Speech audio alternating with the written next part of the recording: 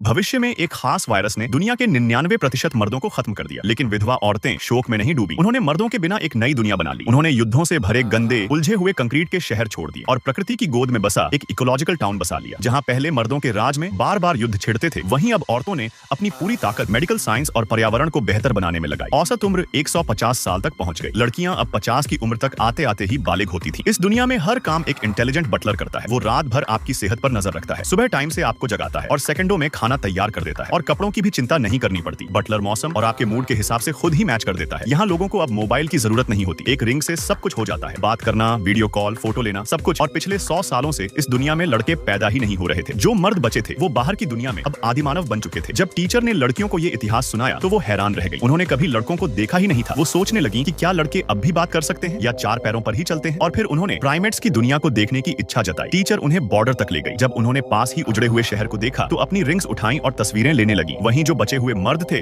वो दिन भर कुछ भूनते, खाते और गाते रहते थे। पुराना शहर अब एक वीरान बंजर जमीन बन चुका था। सामानों की कमी में भी वो मजा ढूंढते थे। एक फावड़ा भर कैंडी से वो पागल हो सकते थे। टूर खत्म होते ही बेला ने लड़कियों को वहां से निकालना शुरू किया, लेकिन जब वो अपनी कार तक पहुंची तो देखा कि मेयर की बेटी लीसा गायब थी। वो एक बत्तख को देख रही थी। उनकी दुनिया में कभी किसी ने ऐसा सुंदर प्राणी नहीं देखा था। तभी एक लड़का आ गया और उनकी जिज्ञासा में खलल डाल दिया। वो अपने कबीले के नेता के रात के खाने के लिए सामान ढूंढ रहा था। जब उसने लड़कियों को देखा तो बोला उन्हें छुप जाना चाहिए। अगर उसके साथियों ने इन लड़कियों को देख लिया तो खतरा हो सकता है। जब वो छुपे तो उनकी नजरें मिली। वो अजीब सी भावना थी, जैसे पहली बार किसी विपरीत लिंग के सामने खड़े